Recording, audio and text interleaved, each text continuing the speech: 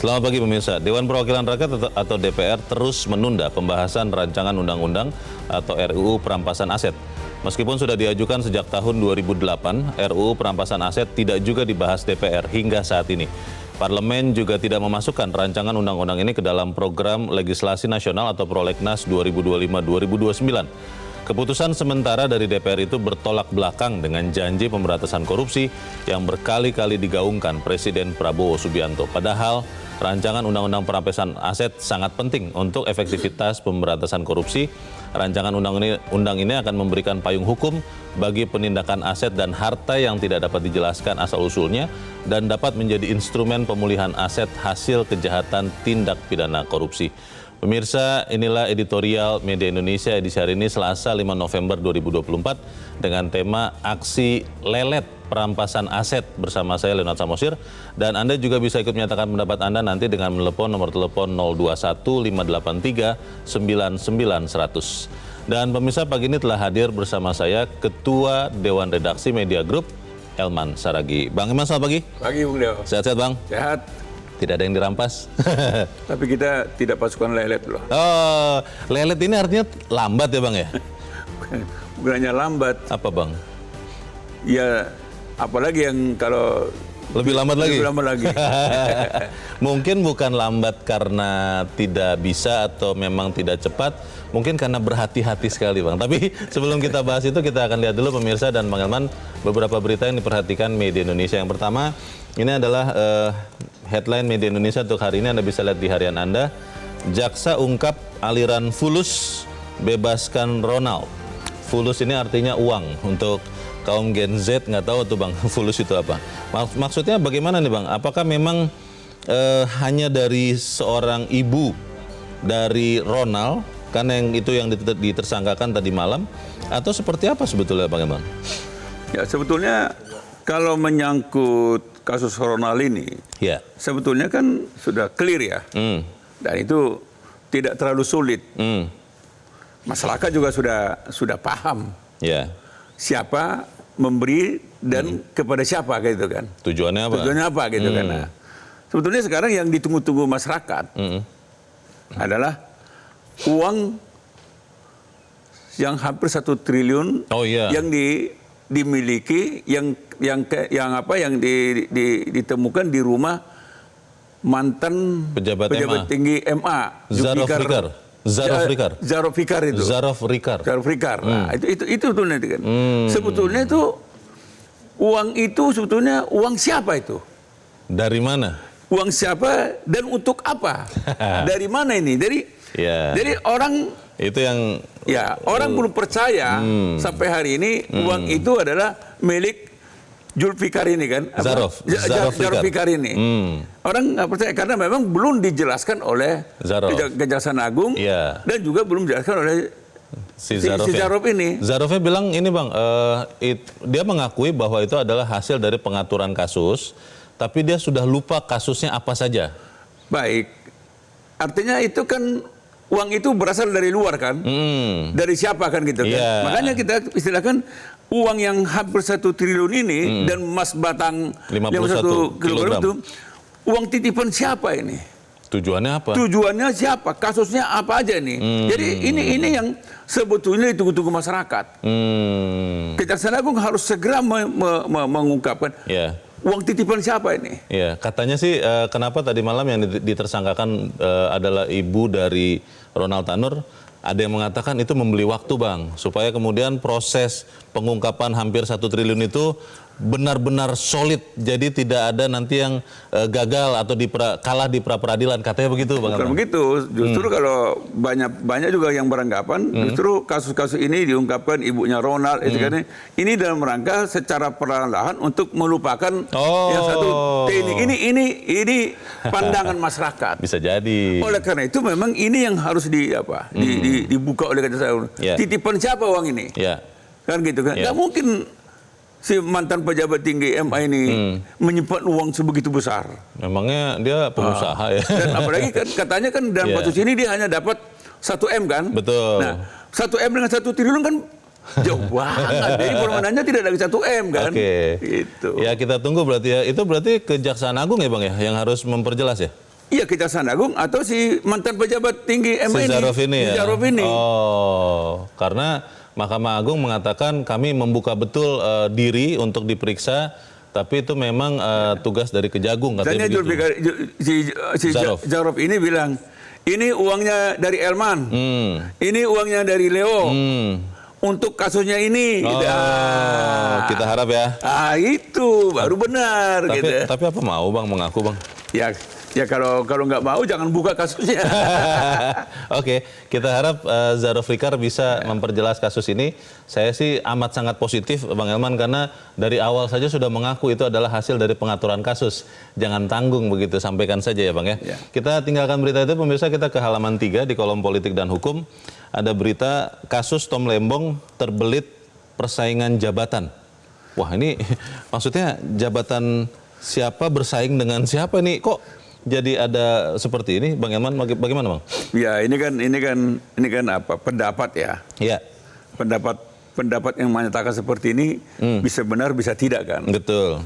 Tetapi kan buat kita sekarang kan agak sulit juga untuk memverifikasi ini kan. Apa benar kasus ini? Nah, ini yang memang yang bisa menjawab ini adalah ya dari pihak Kejaksaan Agung. Yeah. Apa benar kasus ini diungkap karena ada persaingan jabatan? Konon katanya kan ada orang yang mau pingin Jaksa Agung kan gitu kan? Iya, ini kata yang berpendapat ini. Kata yang berpendapat ini kan. Tapi itu bukan domain kita lah. Tapi ini beritanya seperti ini. Yeah. Tetapi sebetulnya yang ingin sebetulnya diketahui masyarakat sebetulnya kan. Ini kan kasus Tom Lembong ini kan tahun 2015. Betul. Dan katanya menyangkut kebijakan. Betul. Nah, biasanya kalau kebijakan itu, Bung Leo, itu kan sebetulnya kan dari awal kan sudah terdeteksi itu. Dan itulah pentingnya kalau di Kejaksaan Agung itu ada jam intel. Oh. Jadi jam intel itu sebetulnya kan tugas utamanya mengendus. Oke. Jadi begitu ada kebijakan ini, pasti mereka sudah endus. Kalau terindikasi ini bisa merugikan negara begitu ya? Dan sebetulnya kan Mendak sebelumnya juga sudah melakukan hal yang sama. Impor gula ini. Kebijakan juga. Betul. Setelah Tom Lembong juga kebijakan juga. Impor gula juga. Impor gula juga kan. Sehingga memang ini kan sudah barang terbuka. Apalagi di dalam dunia intelijen, terutama di Jaksa Agung Muda Intelijen Kejaksaan Agung, mestinya ini sudah terdeteksi sehingga memang dari awal ketika barang ini datang, kan jelas kapalnya. Iya. Kan gitu kan, gulanya ada, barangnya dari mana, siapa mengimportnya gitu. Jadi sebetulnya ini sebetulnya kasus ini sudah terdeteksi dari awal, dan itu sebetulnya fungsi daripada pengawasan ya, intelijen ya. Intelijen itu adalah fungsi daripada aparat penegak hukum. Kalau dari awal ini dideteksi, cegah dong. Iya. Dan mestinya ini tidak boleh berlanjut ke Mendak setelah itu. Iya. Kalau ini kan sampai ke Mendak terakhir kan masih kebijakan impor gula. Nah, ini. Jadi Kejaksaan Agung mestinya harus menjelaskan ini. Ya, kita melihat juga bahwa memang semua pihak, bahkan DPR juga Bang, Komisi Hukum mengatakan ini harus diperjelas nih supaya kemudian tidak ada syak wasangka yang lain. Kita tunggu ya penjelasan dari Kejaksaan Agung terkait dengan kasus Tom Lembong. Kita ke berita selanjutnya pemirsa, masih dari kolom politik dan hukum di halaman 3. Kangkangi SOP, poltreking diganjar sanksi. Wah, ini akhirnya ada juga nih Bang, lembaga survei yang diberi sanksi, tapi yang memberi sanksi ini kenapa nih Bang ya? Bagaimana Bang? Ya, katanya sini kan disebutkan poltreking ya. Ya. Poltreking. Lembaga surveinya. Lembaga surveinya ini kan oleh Persepi. Perkumpulan Survei Opini Publik Indonesia. Setelah mereka periksa data dan membandingkan dengan LSI, LSI dengan poltreking dibandingkan, maka disimpulkan poltreking ini tidak memenuhi standar SOP-nya kan gitu ya. Jadi ketika dibandingkan sementara LSI, semuanya syarat-syarat yang dibutuhkan untuk sebuah survei sempurna gitu. Di dalam berita dikatakan poltreking Indonesia tidak dapat menunjukkan data asli dari 2.000 sampel seperti dalam laporan survei. Jadi tidak ada data asli 2.000 sampel itu Bang, inti dari kelalaian atau apa saya tidak tahu. Ya, inilah sebetulnya kan ini kan soal apa kan? Soal etik kan sebetulnya. Betul. Kan? Nah, karena ini menyangkut opini publik, maka datanya pun harus clear. Iya, valid ya. Harus valid, tidak bisa mengada-ada kan. Nah, dan kita itu menurut saya sih ya sangat bijaksana ini Persepi ini ya. kan. Jadi untuk sementara poltreking ini tidak boleh mengumumkan mempublikasi hasil surveinya sebelum ada izin dari Dewan Etik Persepi kan. Kecuali kalau misalnya tidak lagi menjadi anggota Persepi, katanya begitu. Ya. Ya ini kan sebetulnya kan dari dulu kan menjadi soal lembaga survei ini kan. Iya, benar. Jadi sebetulnya kan yang paling utama ya pendananya dari awal kan sebetulnya kan sudah harus declare. Dan dana dari mana ini? Iya, kan karena itu kan bisa menentukan juga arah dari surveinya seperti apa. Baik, ini langkah yang bagus, kita harap kemudian para pollster, para lembaga survei benar-benar menjaga kejujurannya, menjaga hati nuraninya. Kita ke editorial pemirsa dan Bang Elman pada pagi ini diberi judul Aksi Lelet Perampasan Aset. Kalau melihat beberapa pernyataan dari anggota Dewan, Bang, katanya salah satu hal utama kenapa tidak juga dimasukkan ke prolegnas rancangan undang-undang perampasan aset, karena kata perampasan itu tidak elok katanya digunakan untuk negara. Bagaimana nih Bang Elman? Kan pertanyaannya kan apakah korupsi itu tindak pidana biasa-biasa atau luar biasa? Masih kejahatan luar biasa. Karena itu kejahatan luar biasa, memang untuk menanganinya pun harus luar biasa, harus tegas, dan harus bisa langsung menerkam sebetulnya. Itu kan kalau bahasa singkatnya kan tindakan hukumnya harus mampu melenyapkan, membumi hanguskan perbuatannya, kan begitu kan. Nah, kalau hanya mengandalkan seperti selama ini, kita kasih contoh ya. Karena tidak ada undang-undang perampasan. Tahun 2021 hasil data dari ICW, 2021 itu kerugian negara itu 62 triliun. 62 triliun. 62 triliun. Oke. Tetapi yang berhasil dikembalikan hanya 1 triliun. Dari 62 hanya bisa kembali 1. Inilah gambaran selama ini. Nah, oleh karena itu memang satu-satunya untuk sekarang ini yang bisa untuk segera mengembalikan kerugian negara adalah dengan menerapkan undang-undang perampasan aset.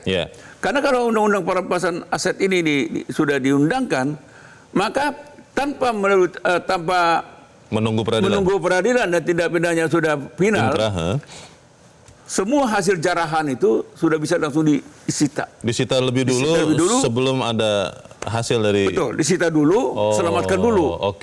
Sehingga kelak apapun keputusan dari pengadilan itu, orang bersangkutan tidak bisa lagi menikmati hasil jarahannya. Dan negara pun bisa menikmati lagi asetnya. Kan begitu. Ini kalau kemudian faktanya adalah rancangan undang-undang perampasan aset ini tidak masuk dalam program legislasi nasional atau prolegnas 5 tahun ke depan, Bang. Berarti sampai 2029 kita tidak akan lihat dong ada undang-undang itu. Kalau sementara ini ya, pendapat masyarakat, memang sampai hari ini tidak ada keseriusan DPR untuk segera mengundangkan ini. Itu tidak ada keseriusan DPR atau pemerintah juga tidak? Karena pemerintah tahun 2023 bulan Mei, Presiden sudah memberikan surat presiden untuk segera membahas rancangan undang-undang ini. Bahkan Presiden sudah memerintahkan Menko Polhukam waktu itu Pak Mahfud MD, Jaksa Agung dan Kapolri dan Menteri Hukum dan HAM dari pemerintah untuk bersama-sama dengan DPR membahasnya. Jadi persoalan sekarang ini bolanya tidak lagi di pemerintah, DPR. Pertanyaannya, DPR mau nggak? Tampaknya kita tidak bilang tidak mau, belum serius atau tidak mau serius atau belum cukup atau mungkin menganggap jangan dong karena bahaya ini bisa bumerang nih mungkin anggapan masyarakat DPR itu ketakutan undang-undang ini nanti akan menjerat diri sendiri. Ini anggapan masyarakat. Kalau anggapan kita berdua kan enggak kan? Saya rasa itu salah. Tapi masyarakat itu benar. Tapi apakah yang benar itu, apakah yang salah itu kita akan bahas Bang Elman. Dan pemirsa, inilah editorial Media Indonesia untuk hari ini Selasa 5 November 2024. aksi lelet perampasan aset.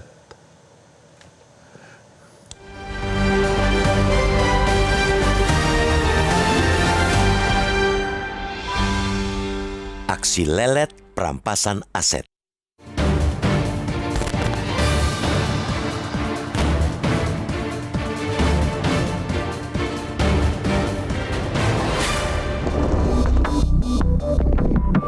Dewan Perwakilan Rakyat atau DPR terus bermain-main dan mengombang-ambingkan rancangan undang-undang perampasan aset. Setelah tidak jua membahasnya, meski sudah diusulkan sejak 2008, Parlemen tidak memasukkan rancangan undang-undang ini ke dalam program legislasi nasional atau Prolegnas 2025-2029.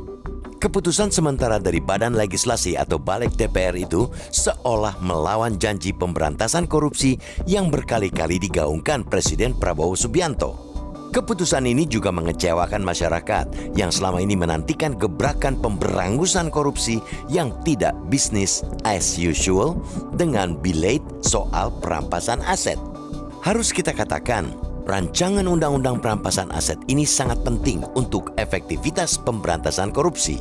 Ia memberi payung hukum bagi penindakan aset dan harta yang tidak dapat dijelaskan asal-usulnya, serta dapat menjadi instrumen pemulihan aset hasil kejahatan tindak pidana korupsi. Karena itu, sesungguhnya pengesahan rancangan undang-undang perampasan aset sangatlah mendesak untuk meningkatkan efektivitas pemberantasan korupsi, memperkuat sistem hukum, dan memulihkan kerugian negara sekaligus mematuhi standar internasional. Dengan disahkannya rancangan undang-undang ini, negara dapat menyita hasil kejahatan, termasuk aset-aset yang disembunyikan di luar negeri.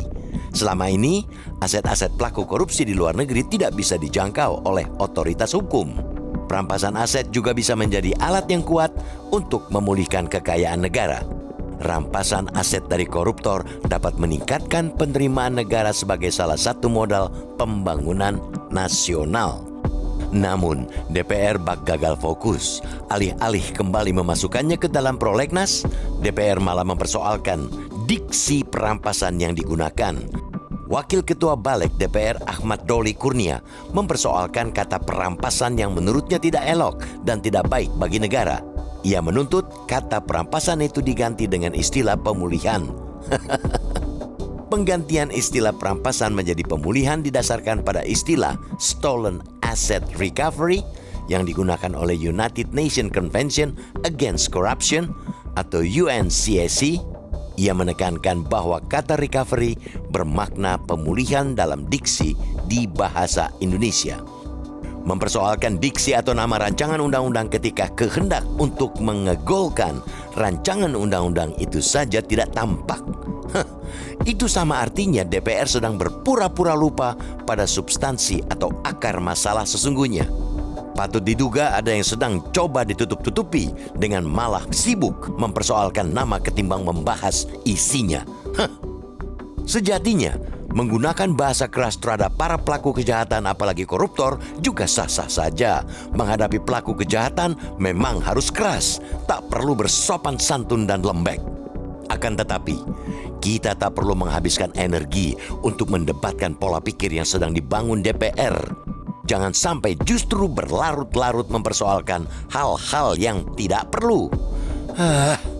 Silakan saja jika memang parlemen ingin membuang kata perampasan dan menggantinya dengan kata pemulihan dalam rancangan undang-undang tersebut. Itu bukan hal yang substantif. Ibarat kucing, tidak masalah dia warna hitam atau putih, yang penting bisa nangkap tikus. Gitu aja kok repot. Begitu pula dengan perkara korupsi ini, apapun namanya nanti, yang terpenting bagi publik ialah bahwa rancangan undang-undang tersebut harus segera dibahas dan disahkan untuk memberikan efek jera bagi koruptor. DPR tak perlu banyak cakap soal komitmen kepada pemberantasan korupsi. Tunjukkan saja komitmen itu dimulai dari rancangan undang-undang ini. Masukkan rancangan undang-undang perampasan aset kembali ke prolegnas.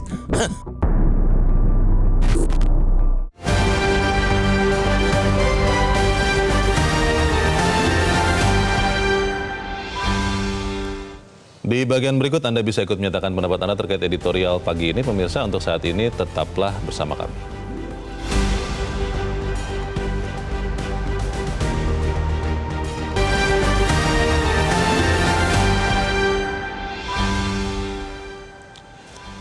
Terima kasih Anda masih bersama kami pemirsa dalam editorial Media Indonesia. Bang Elman, pertanyaannya adalah begini, kalau melihat sejarah ya, ada beberapa undang-undang yang sudah masuk prolegnas sekian puluh tahun, tidak jadi juga undang-undang. Salah satunya adalah rancangan undang-undang perampasan aset yang bahkan tahun ini tidak masuk prolegnas. Tapi di posisi yang berbeda, ada undang-undang yang bahkan tidak masuk prolegnas, bahkan kita tidak dengar juga sebelumnya, tiba-tiba bisa masuk dan dengan sangat cepat jadi undang-undang. Nah, pertanyaannya adalah dengan prasangka baik seperti itu, apakah kita bisa berharap bahwa walaupun saat ini tidak masuk prolegnas, undang-undang perampasan aset ini bisa nanti tiba-tiba jadi undang-undang, Bang? Bagaimana, Bang?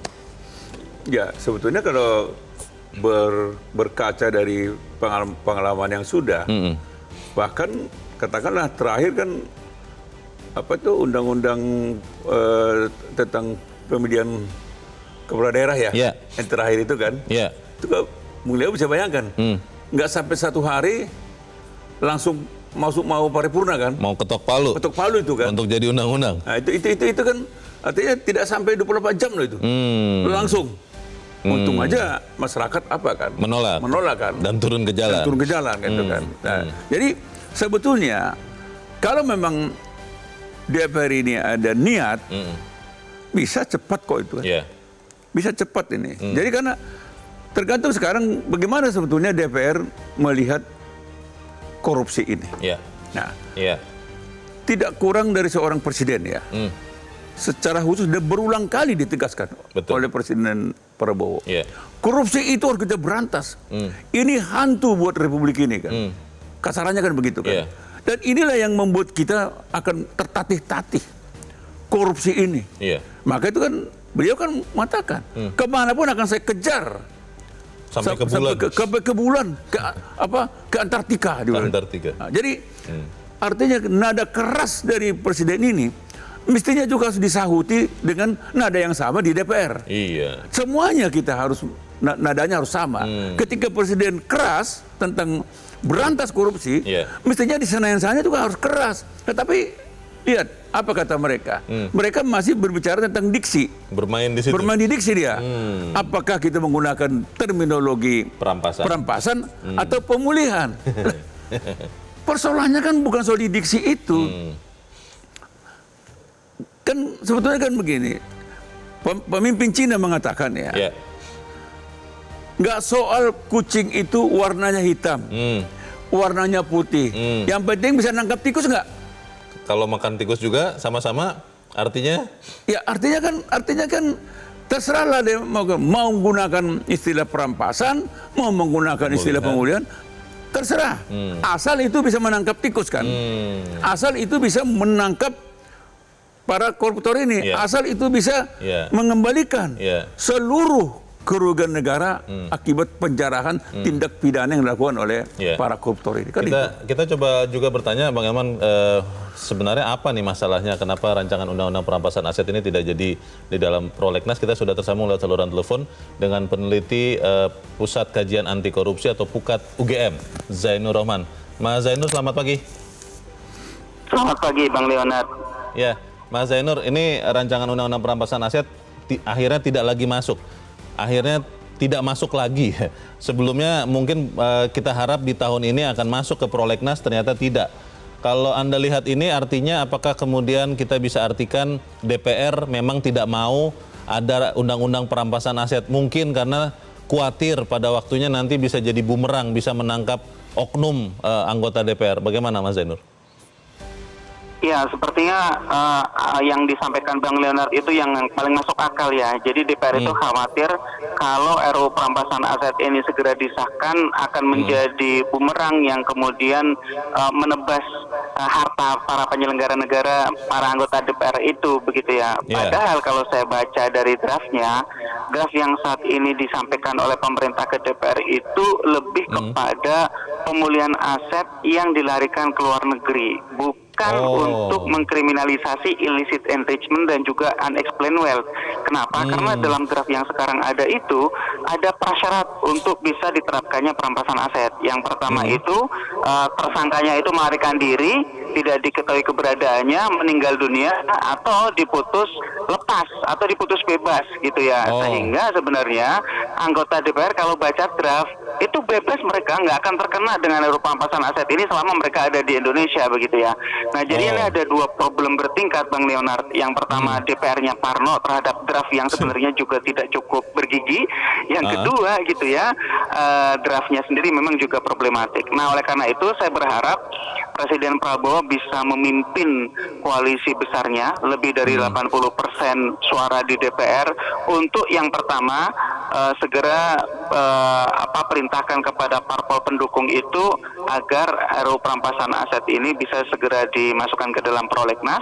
Yang kedua, substansi yang diatur di dalam rancangan undang-undang ini juga harus diperbaiki agar apa? Tujuannya adalah kriminalisasi terhadap illicit enrichment, pengayaan yang secara tidak wajar itu, dan yang kedua adalah unexplained wealth, harta yang tidak dapat dijelaskan asal-usulnya. Itu yang paling penting menurut saya untuk saat ini. Jadi pidato Presiden Prabowo yang sangat tegas, jelas, dan gagah itu akan diuji di level implementasi ketika harus mengkonsolidasikan kekuatan pendukungnya untuk segera mengegolkan RUU perampasan aset ini. Soal judul silahkan mau diubah menjadi RUU aset recovery silahkan, atau masih menggunakan judul lama silahkan. Yang paling penting substansinya harus dapat mengkriminalisasi illicit enrichment dan juga unexplained wealth. Itu Bang Leonard. Pertanyaannya kan kalau kita bicara masalah kata ya, di dalam editorial dikatakan Wakil Ketua Balik DPR Ahmad Doli Kurnia mempersoalkan pemakaian kata perampasan karena menurutnya tidak elok dan tidak baik bagi negara, dan menuntut kata perampasan diganti dengan pemulihan. Pertanyaan besarnya tadi sempat dipertanyakan juga oleh Bang Elman Saragih di sini, Mas Zainur, bahwa sebetulnya masyarakat Indonesia, saya, Mas Zainur, anggota DPR, itu masih merasa bahwa korupsi itu memang kejahatan, apalagi luar biasa, atau sebenarnya itu sesuatu yang biasa? Karena kita masih ingat lah beberapa waktu yang lalu ada yang mengatakan bahwa korupsi itu oli pembangunan katanya. Jangan sering-sering OTT, nanti citra masyarakat Indonesia di hadapan asing jelek. Artinya kemudian kita masih merasa korupsi itu kejahatan luar biasa atau tidak, Mas Zainur? Ya, itu problemnya Bang Leonard. Jadi, kenapa kata perampasan dalam draft yang saat ini eksis, dalam draft yang diusulkan pemerintah? Karena itu hasil dan juga alat dari kejahatan. Sehingga harus dirampas untuk negara gitu ya. Masa harta yang terkait dengan kejahatan didiamkan? Maka harus dirampas gitu kan. Nah, kalau pemulihan itu artinya harta-harta yang memang dalam konteks UNCSC itu biasanya harta itu dilarikan ke luar negeri. Itu misalnya contohnya hartanya Augusto Pinochet gitu ya, harta-hartanya presiden-presiden tiran di negara-negara Amerika Selatan yang itu mereka biasanya cuci ke negara-negara tax haven gitu ya, seperti di Panama, seperti di British Virgin Island, atau juga mungkin di Cayman gitu ya. Sehingga biasanya itu menggunakan kata pemulihan karena dilarikan ke luar negeri, Bang Leonard. Nah, kalau dalam konteks yang sekarang sedang kita bahas, saya justru mengusulkan tetap menggunakan diksi perampasan. Ya, kenapa? Karena tujuannya adalah untuk mengkriminalisasi unexplained wealth dan juga illicit enrichment itu tadi. Jadi memang ini perjuangannya sangat berat ya. Perjuangan untuk memperbaiki draft yang sekarang ada dan memperjuangan agar ini bisa segera dimasukkan ke dalam prolegnas. Sekali lagi, ini adalah ujian dari kata-kata pidato Prabowo itu, Bang Leonard. Terakhir, singkat saja Mas Zainur, ini kan kita tahu RUU perampasan aset tidak masuk prolegnas. Itu bisa diubah di tengah jalan atau bagaimana?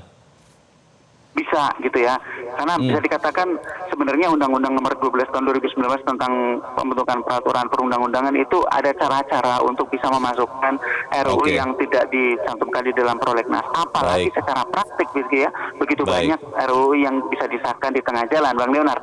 Selama ada kemauan politik yang kuat untuk berantas korupsi. Kita kawal sama-sama kalau begitu. Terima kasih peneliti Pukat UGM Zainur Rohman sudah mencerahkan kami. Selamat pagi, Mas Zainur.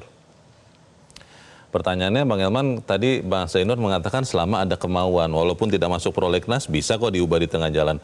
Pertanyaan besarnya adalah wakil kita di Senayan itu masih mau, masih punya kemauan atau tidak, Bang? Itu kan tadi kan soal niat aja nih. Iya. Kalau niat tadi kita jelasin. Rancangan apa itu Undang-undang pilkada. pilkada itu kan, penyempurnaan undang pilkada. Iya. 1 hari Bisa. langsung mau paripurna. Hampir jadi. Hampir jadi itu kan, hampir jadi barang itu kan. Artinya itu niatnya. Jadi memang pertanyaan besarnya adalah apakah Presiden Prabowo mau membiarkan rancangan undang-undang ini jalan di tempat? Ya. Sebetulnya sih jauh lebih bagus misalnya katakanlah mungkin minggu depan atau bulan depan Presiden Prabowo kembali lagi menyampaikan surat presiden dengan perbaikan ya. Karena yang lalu tuh surat Presiden Jokowi ya. Jokowi. Nah sekarang Presiden Prabowo memasukkan lagi surat presiden ke DPR untuk segera di pembahasan rancangan undang-undang perampasan aset. Karena tadi kan Bung Leo kan mengatakan itu kan dimungkinkan hampir seluruh anggota DPR di Senayan itu kecuali PDIP kan satu koalisi. Iya. Kim plus itu. Kim plus kan gitu kan. Artinya tidak ada alasan sebetulnya untuk mengatakan bahwa ini tidak mudah. Yeah. Mudah. Iya. Mau nggak gitu kan. Sehingga sekarang masyarakat bertanya, apa mau nggak nih DPR ini sejalan dengan presiden? Oh. Nah, kan gini kan, presiden kan bilang dia akan memberantas. Iya. Pertanyaannya DPR mau nggak sejalan dengan presiden? Kalau rakyat udah pasti mendukung. Iyalah. Seluruh rakyat kalau ditanya sekarang mendukung nggak dengan pernyataan Presiden Prabowo? Sangat mendukung. Iya. Nah pertanyaannya DPR yang di sana mendukung tidak?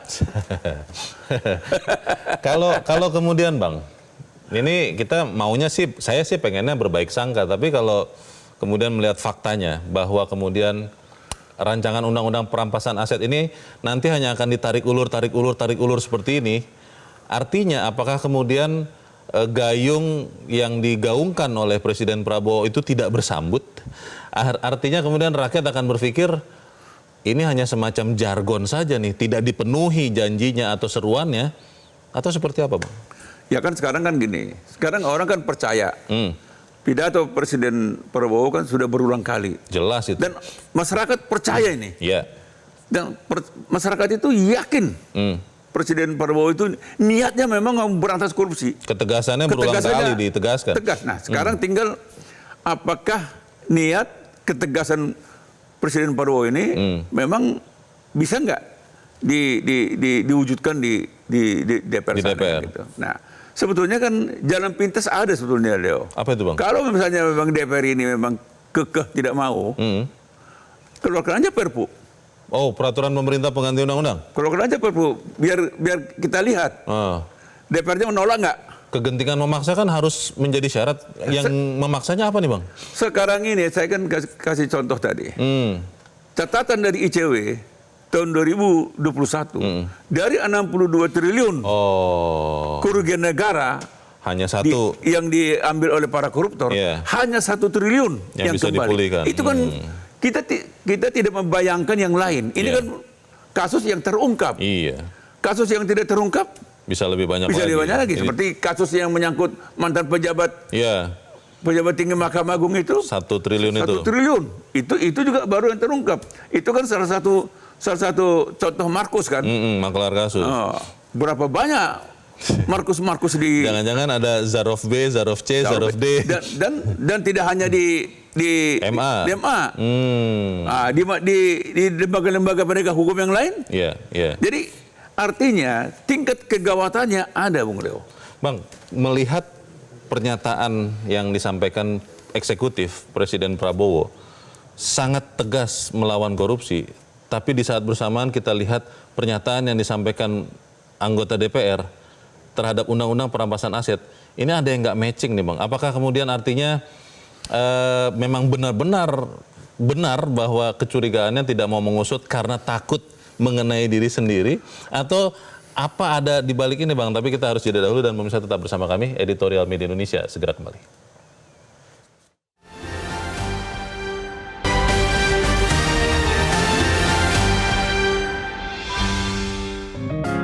Media Indonesia mengajak Anda untuk mengakses fitur premium e-paper. Dengan sajian konten berbasis intelektual dan meneguhkan kebangsaan, Media Indonesia tampil dengan lebih dinamis melalui e-paper Media Indonesia yang dapat Anda akses kapan saja, di mana saja.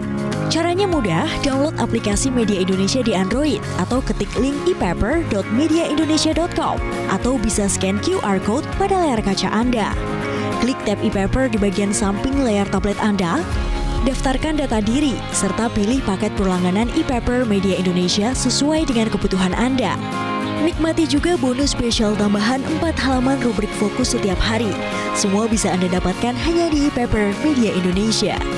Untuk informasi lebih lanjut, hubungi customer service di nomor 0811 1201 2018 atau kunjungi media sosial @mediaindonesia.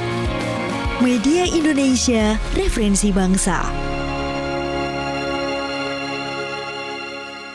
Terima kasih Anda masih bersama kami di Editorial Indonesia, dan sekarang waktunya kita Bang Elman untuk mendengarkan juga pendapat dari pemirsa Metro TV. Saat ini kita sudah tersambung dengan pemirsa Metro TV di Pontianak, Kalimantan Barat. Ada Ibu Agustina. Bu Agustina, selamat pagi. Ya, selamat pagi Bung Leo, Bung Elman. Sehat selalu, Selamat pagi. alhamdulillah. Sehat-sehat. Ya, bagaimana Bu? Ini Undang-Undang Perampasan Aset. Silakan Bu. Iya, Undang-Undang Perampasan Aset ya. Ini judulnya hari ini keren banget ya. Aksi lelet itu bukan lelet lagi, sudah sebelah sananya lelet ya, Bung ya. Oh. Jadi begini, kita ini sudah, ya maaf ya, kalau masyarakat itu kayaknya sudah capek tapi tidak bosen. Nah sekarang ini saatnya kita menunggu kepemimpinan Pak Prabowo Gibran ini lakukanlah ya efisiensi sama efektivitas kerja kabinetnya untuk membuat suatu implikasi yang betul-betul sudah tidak lagi tawar-tawar. Jadi kalau kita lihat sekarang di mana masyarakat, kalau sekarang kan banyak nih program-program yang disampaikan Pak Prabowo bahwa ingin masyarakat lebih sejahtera atau bagaimana. Tapi kalau koruptornya semakin marak, itu mau di mana? Mau di mana uang negara itu mau seperti apa untuk jalankan itu? Untuk itu harapannya adalah itu yang kita kaget sekali kalau prolegnas itu tidak memasukkan itu cuma atas dasar diksi-diksi tadi ya. Itu nggak usah main-main, diketawain sama anak SD. Itu orang-orang di DPR itu bikin apa? Wakil rakyat. Dulu waktu Bung Elman mau jadi itu anggota DPR RI, kita udah seneng banget. Ternyata beliau itu masyarakat tuh percaya sama yang kasih amplop kalau saya bilang. Maaf ya. Jadi sekarang tolong sadari. Ya, ketua DPR tidak berganti. Lakukan. Jangan nanti alasan lagi, oh dulu bukan saya. Tidak ada cerita itu. Jadi anggota DPR sebagai wakil rakyat komitmen. Ini bangsa jangan dibuat main. Masyarakat sudah ini, kalau dulu kan ada itu ya. Ada masyarakat yang nyinyir-nyinyir mau jatuhkan presiden. Sekarang yang DPR itu bisa kita jatuhkan nggak? Kalau bisa lu jadi wakil rakyat kita percaya, kalau nggak bisa percaya kabur lu dari situ. Bikin malu saja seperti itu. Jadi ini prolegnas harus ketat.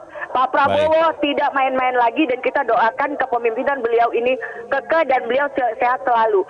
Jadi tinggal diteruskan saja. Surat Pak Jokowi kalau dulu kurang greget, Pak Prabowo tegaskan kembali.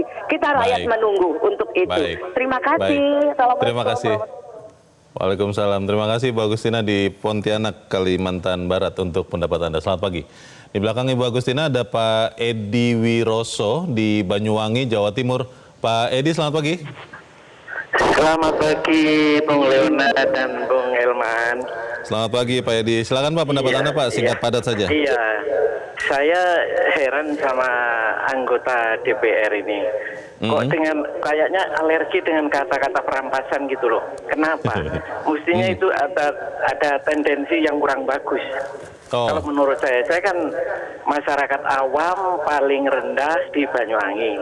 Tapi melihat kelakuan para anggota dewan yang begitu arogan, kalau udah apalagi kalau udah dalam kehidupan yang sering hura-hura, itu nggak memberikan contoh yang baik terhadap rakyat yang kecil yang masih banyak yang menderita itu. Kalau saya menurut saya usul saya prolegnas yang udah dimasukkan itu tolong dilanjutkan kalau memang DPR itu tidak ada tendensi yang kurang baik terhadap rakyat gitu loh. Dia kan dipikir apa namanya, bukan atas nama rakyat, tapi yang milih kan rakyat. Seharusnya dia bangga membela rakyatnya itu. Hanya itu usul dari saya dari rakyat jelata Banyuwangi. Oke, terima kasih Pak Edi Wiroso di Banyuwangi, Jawa Timur. Selamat pagi. Di belakang Pak Edi ada pemirsa Metro TV di Tomohon, Sulawesi Utara. Ada Pak Hengki Wongkar. Pak Hengki, selamat pagi. Selamat pagi, Metro. Selamat pagi Pak Hengki. Silakan Pak, pendapat Anda Pak, ini terkait dengan undang-undang perampasan aset. Helman, ya. Ya, silakan. Bung Leo, saya ini heran. Herannya begini, presidennya begitu kencang memberantas korupsi, anggota DPR-nya lelet.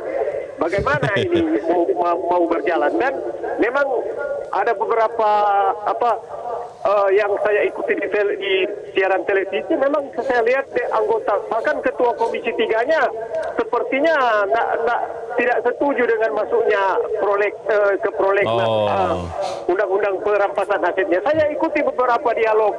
Saya melihat ada ini bagaimana presiden sama DPR mau jalan kalau modelnya seperti begini. Jadi saya kira presiden juga bisa mengambil keputusan seperti kata Bung Elman tadi. Keluarkan perpu saja. Kan itu akan diuji oleh DPR. Dan masyarakat menguji ke DPR menerima atau tidak. Dan memang saya setuju dengan Pak Prabowo. Kalau kita biarkan ini korupsi berjalan, memang ya kita akan ke belakang. Kita akan jadi kacung dari negara-negara lain. Saya kira memang kita mesti kencang memberantas korupsi karena kita sangat merasakan dampaknya di masyarakat. Saya kira itu saja, Metro. Selamat pagi, Mas. Ada yang terakhir Pak Elman dan Bu Leo. Masa DPR nggak bisa membedakan perampasan dan pemulihan? Aneh kan itu kalau menurut saya. Saya kira itu saja. Makasih banyak. Selamat pagi. Selamat pagi. Terima kasih Pak Hengki Wongkar di Tomohon, Sulawesi Utara. Sangat berapi-api para pemirsa Bang Elman, tapi kita harus jeda dahulu dan pemirsa tetaplah bersama kami, Editorial Media Indonesia. Segera kembali.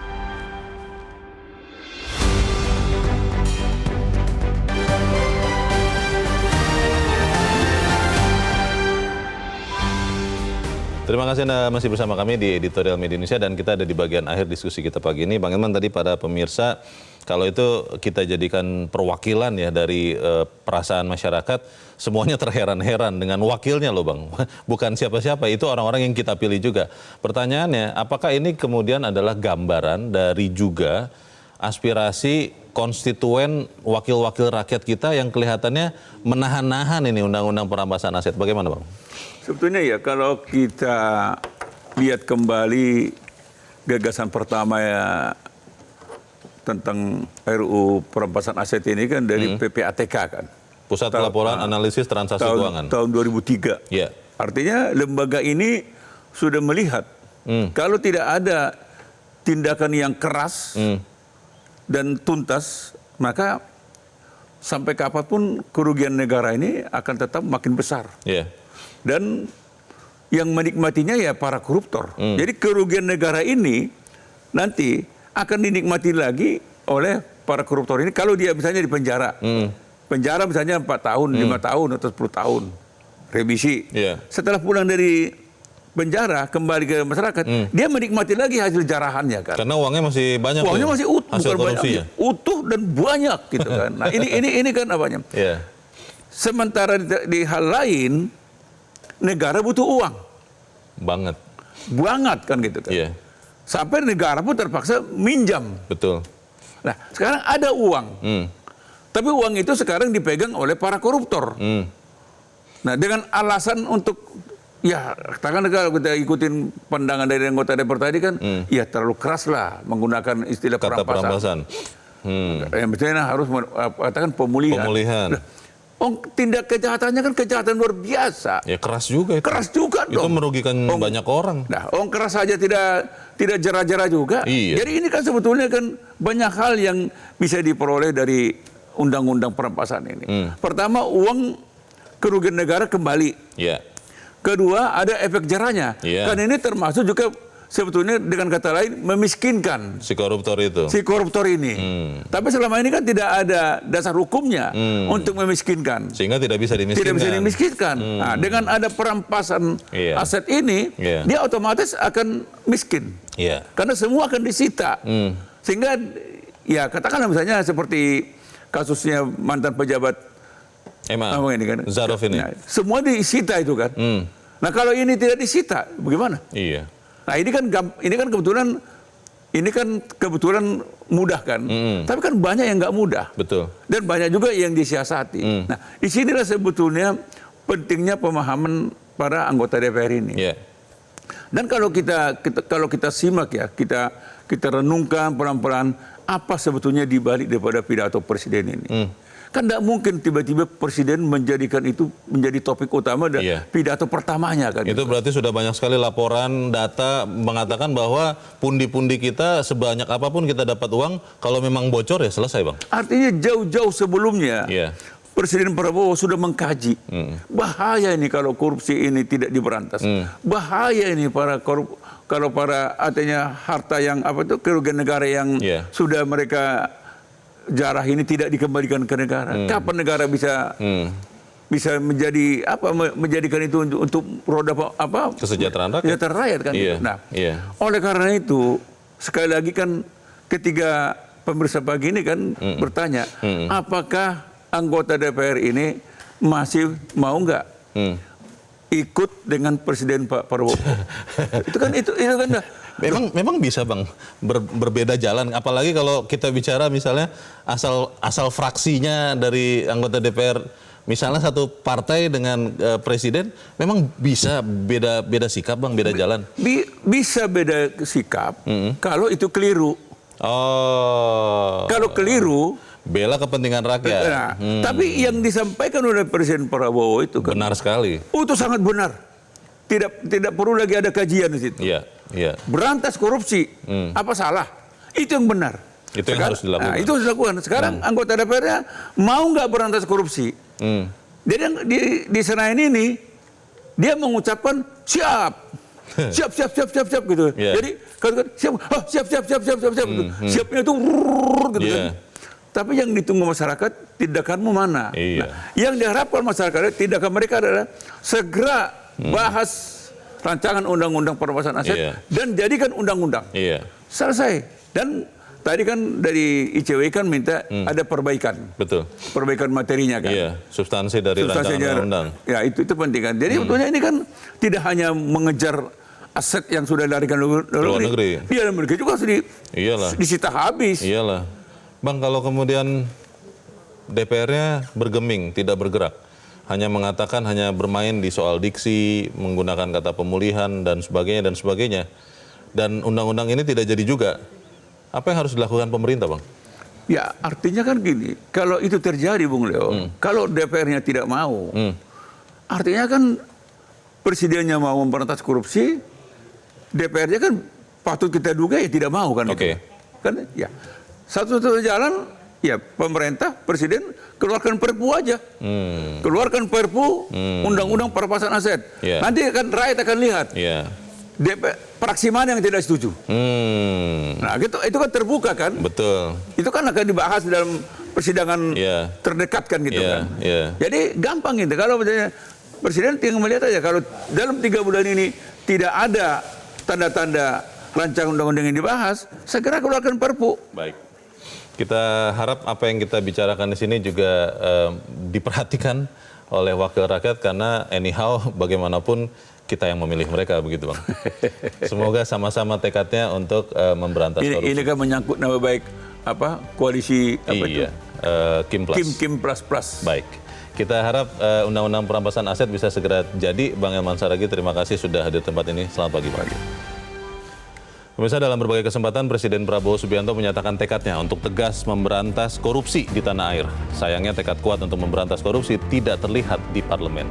Buktinya DPR kembali menunda pembahasan RUU perampasan aset. RUU perampasan aset ini sudah diajukan sejak 2008, tidak juga dibahas DPR, bahkan DPR kembali tidak masukkan dalam prolegnas, dan kita berharap apa yang kita bicarakan di tempat ini bisa mendukung itu. Saya Leonard Samosir berterima kasih Anda sudah menyimak editorial Media Indonesia untuk pagi ini. Terus jaga kesehatan Anda, terus jaga nurani Anda. Selamat pagi, sampai jumpa.